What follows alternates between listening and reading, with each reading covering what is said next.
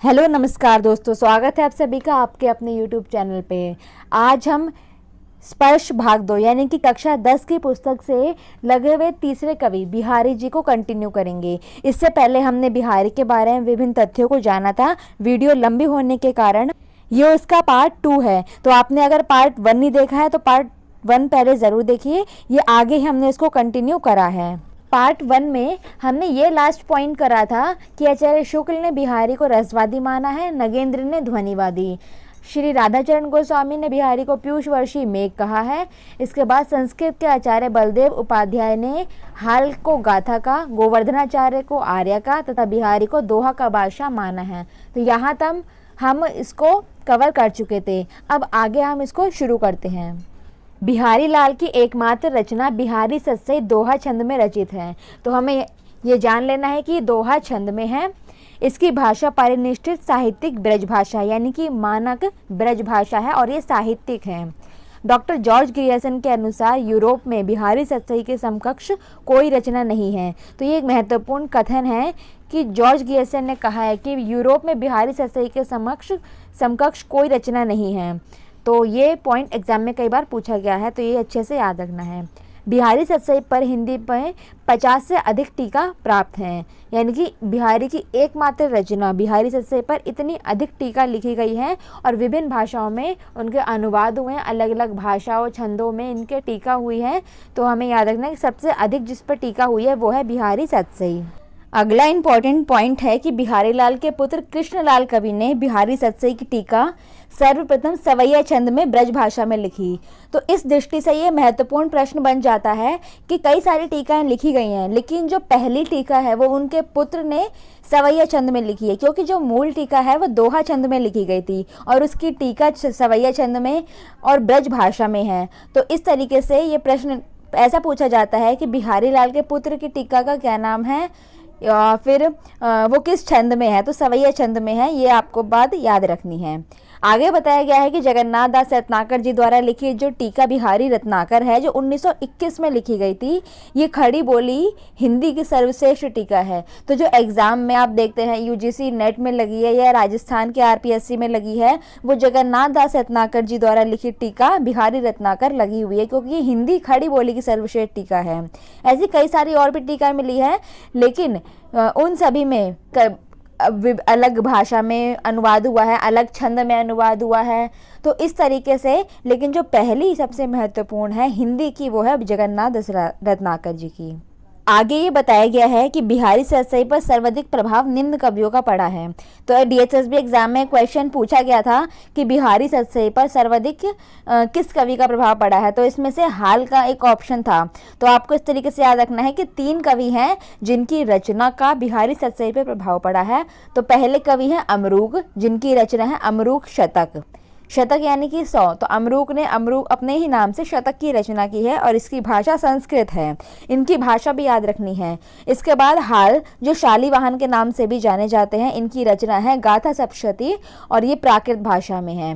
तो संस्कृत की अमरूक शतक और प्राकृत की गाथा सप्तशती जो हाल की रचना है, इसका प्रभाव बिहारी सत्सई पे है। आगे गोवर्धनाचार्य की जो संस्कृत में आर्य सप्तशती लगी हुई है, उनकी रचना है आर्य सप्तशती। इन तीनों का प्रभाव जो है बिहारी सत्सई पे पड़ा है। तो अमरूक, शालिवाहन और गोवर्धनाचार्य ये कवि आपको याद रखने हैं। इनकी रचनाएं अमरूक शतक, गाथा सप्तशती और आर्य सप्तशती। कई बार डायरेक्ट ऐसे ही क्वेश्चन पूछ लिया गया है कि हाल की रचना कौन सी है, तो गाथा सप्तशती आपको इस दृष्टि से भी याद रखना है। और ये प्राकृत भाषा में कई बार एग्जाम में पूछा गया है। जो हमने पहले पढ़ा था उसमें भी आया था कि संस्कृत के एक आचार्य हुए हैं बलदेव उपाध्याय जी, उन्होंने ये कहा है कि हाल जो है वो गाथा के बादशाह हैं, गोवर्धनाचार्य आर्य के बादशाह हैं और बिहारी दोहा के बादशाह हैं। तो हाल से हमें इस बात को भी कोरिलेट करके उसको याद कर लेना है।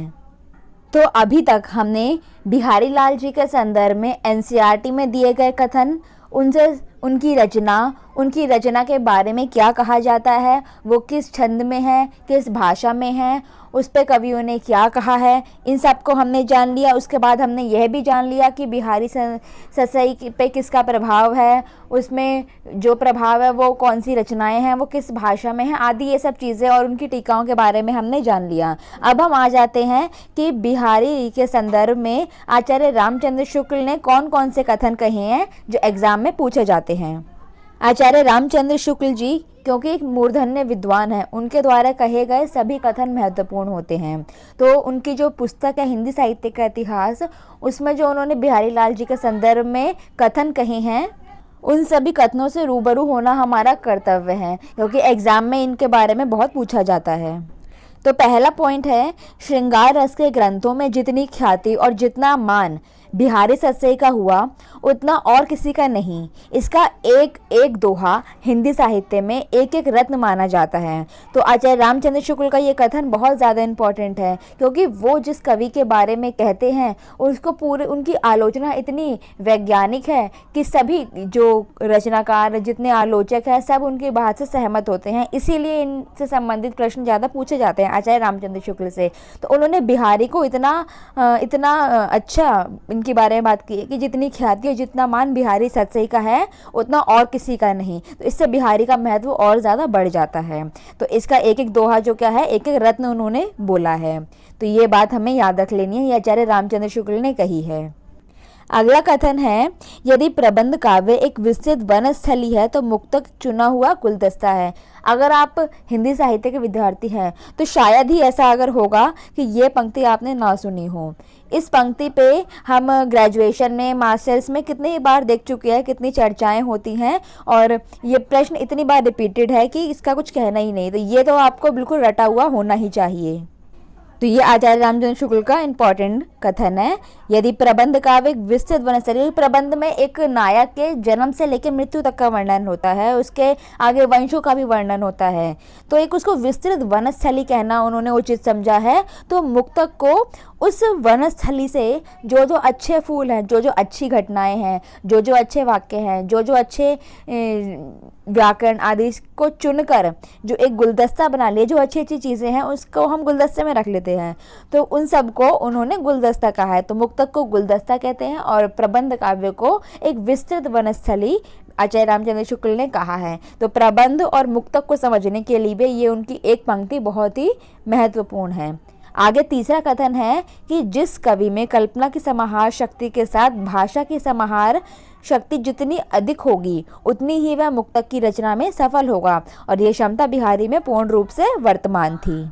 क्योंकि आप सभी जानते हैं जिस कवियों को आप पढ़ रहे हैं या जिन कवियों को आपने आदिकाल, भक्तिकाल, रीतिकाल, आप सभी कवियों से परिचित हैं ही, तो आपने जिनको पढ़ा अगर उनकी कल्पना में समाहार शक्ति है, अपनी भाषा में वो कम शब्दों में अधिक से अधिक चीज़ें कहने में अगर समर्थ है तो उनकी वो रचना उतनी ही सफल मानी जाती है।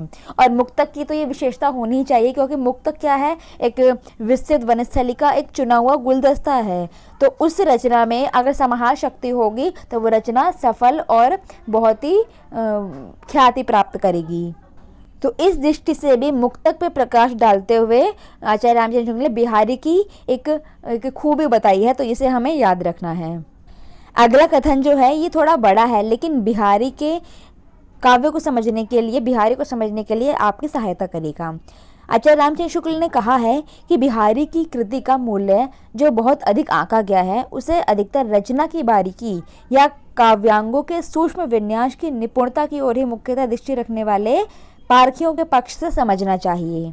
इसका मतलब ये है कि अगर आप काव्यांग के बारे में जानते हैं, काव्यांगों की जो सूक्ष्मता है, व्याकरण है, कल्पना की समाहार शक्ति है, इन सब के बारे में जानते हैं, तो इन सभी पक्षों को जानकर ही आप बिहारी की कृति का मूल्य आंक सकते हैं। तो जिन लोगों ने काव्यांगों के सूक्ष्म के बारे में जाना, उन्होंने बिहारी की कृति को बहुत ज़्यादा आंका। तो इसकी जो बिहारी की जो कृति का बहुत ज़्यादा मूल्य आंका गया है, उसमें इतनी सारी टीका लिखी गई है, वो सब कौन है, जो काव्यांगों का सूक्ष्म विन्यास बहुत ही निपुणता से जानते हैं। तो आगे वो बताते हैं आचार्य रामचंद्र शुक्ल की उन काव्यांगों के बारीकी जो पारखी हैं उनके पक्षों से समझना चाहिए कि जो किसी हाथी दांत के टुकड़ों पर महीन बेल बूटे देख घंटों वाह वाह किया करते हैं, पर जो हृदय के अंतस्थल पर मार्मिक प्रभाव चाहते हैं, यानी कि ऐसा नहीं कि थोड़ा सा प्रभाव आया और फिर वो शून्य हो गया, ऐसा नहीं। जो एक लंबा प्रभाव चाहते हैं वो किसी भाव को स्वच्छ निर्मल धारा में कुछ देर अपना मन मान रखना चाहते हैं, उनका संतोष बिहारी से नहीं हो सकता है। तो आचार्य रामचंद्र शुक्ल ने ये कहा है कि जो काव्यांगों को बहुत ही अच्छे से जानते हैं, जो उनके पारखी हैं, तो उन लोगों ने बिहारी की कृति का बहुत ज़्यादा मूल्य आंका है। लेकिन जो लोग बहुत ही लंबे समय तक अपने हृदय के अंतस्थल पर मानवीय प्रभाव चाहते हैं, तो उन लोगों से बिहारी का संतोष नहीं हो सकता है। क्योंकि इनका जो एक एक दोहा है, एक दोहा आया, हमें उसमें चमत्कारिकता दिखी, हम थोड़े समय के लिए चमत्कारित हुए, लेकिन थोड़ी देर बाद फिर हम अगले दोहा पढ़ते हैं तो हमारा वो चमत्कार खत्म हो जाता है और अगला दोहा आ जाता है। तो इस जो घंटों वाह वाह करने वाली जो बात है, ये बहुत ही इम्पॉर्टेंट है। आगे आचार्य रामचंद्र शुक्ल जी ने कहा है कि बिहारी की रस व्यंजना का पूर्ण वैभव उनके अनुभावों के विधान में दिखाई पड़ता है। तो अनुभावों के विधान में उनका पूर्ण वैभव दिखाई पड़ता है रस व्यंजना का। अगला पॉइंट है कि भावों का बहुत उत्कृष्ट और उदात्त स्वरूप बिहारी में नहीं मिलता। कविता उनकी श्रृंगारी है, पर प्रेम की उच्च भूमि पर नहीं पहुंचती, नीचे ही रह जाती है। तो एक सफल आलोचक कि यही विशेषता होती है, जो किसी कृति के, किसी रचनाकार के सकारात्मक और नकारात्मक दोनों पक्षों को साथ में लेकर चले और दोनों का निष्पक्षता से विवेचन करे। तो वो आचार्य रामचंद्र शुक्ल की दृष्टि बहुत ही पारखी है। उन्होंने सकारात्मक नकारात्मक दोनों चीज़ बताई। जैसे उन्होंने एक तरफ बिहारी की विशेषता ही बताई है, तो अब इस पॉइंट में उन्होंने ये भी बोला कि उत्कृष्ट और उदात्त स्वरूप बिहारी में नहीं मिलता। वो अगर चाहते तो ये बात ना भी कहते तो कोई फ़र्क नहीं पड़ता, लेकिन उन्होंने ये बात कही है, तो इस बात के कहने से उनकी एक आलोचक दृष्टि का हमें मालूम पड़ता है कि कितने निष्पक्ष रूप से उन्होंने उनकी आलोचना की है। कविता उनकी श्रृंगारी है, पर प्रेम की उच्च भूमि पर नहीं पहुंचती, नीचे ही रह जाती है। तो बिहारी के संदर्भ में इन आचार्य रामचंद्र शुक्ल के इन सभी कथनों को जानना बिहारी को समझने के लिए बहुत ज़्यादा महत्वपूर्ण है। तो अगर आपने बिहारी लाल संबंधित इन दोनों पार्ट्स को देख लिया, तो ये मैं पूर्ण श्योरिटी के साथ कह सकती हूँ कि इसके अलावा आपको बिहारी के बारे में जानने की ज़रूरत नहीं है। अगर आप पीएचडी नहीं कर रहे हैं, तो अगर आप डीएसएसबी, टीजीटी, पीजीटी की तैयारी कर रहे हैं, तो आपके लिए बिहारी के संदर्भ में इतना जान के मैं ये पूरी आशा से कह सकती हूँ, आप इसको ध्यान से करने पे कोई भी क्वेश्चन आपका बिहारी से संबंधित गलत नहीं होगा। तो यहाँ तक करने पे अगर आप पार्ट 1 अगर नहीं देखे हैं तो उसको भी ज़रूर देखिए, और पार्ट 2 तो बहुत इम्पॉर्टेंट है ही। तो इन दोनों को देखने के बाद आप बिहारी के संदर्भ में पूर्णतः निश्चित हो सकते हैं और आप कुछ प्रश्नों के माध्यम से स्वयं को जांच भी सकते हैं।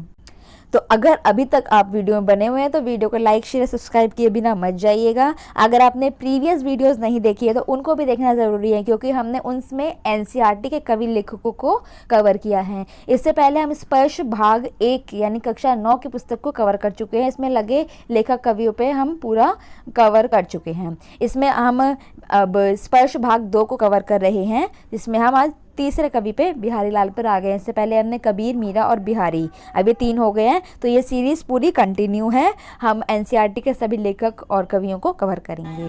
अगर आप अभी तक हमारे साथ हैं तो आप इस प्रश्न का आंसर कमेंट में ज़रूर बता के जाइएगा कि बिहारी सतसई की हिंदी खड़ी बोली की टीका किसने लिखी है। तो इस प्रश्न का उत्तर आपको कमेंट में ज़रूर बताना है। मैं सभी के कमेंट पढ़ती हूँ और मुझे बहुत अच्छा लगता है कि आप सभी को ये सीरीज़ बहुत पसंद आ रही है और आप अधिक से अधिक संख्या में हमारे साथ जुड़ रहे हैं और औरों को भी जोड़ रहे हैं, ऐसी मैं पूरी आशा करती हूँ। तो प्रश्न का उत्तर ज़रूर बताइएगा। मिलते हैं नेक्स्ट वीडियो में एक अगले कवि के साथ। आप सभी का वीडियो देखने के लिए बहुत बहुत धन्यवाद। मिलते हैं एक ऐसे ही वीडियो में।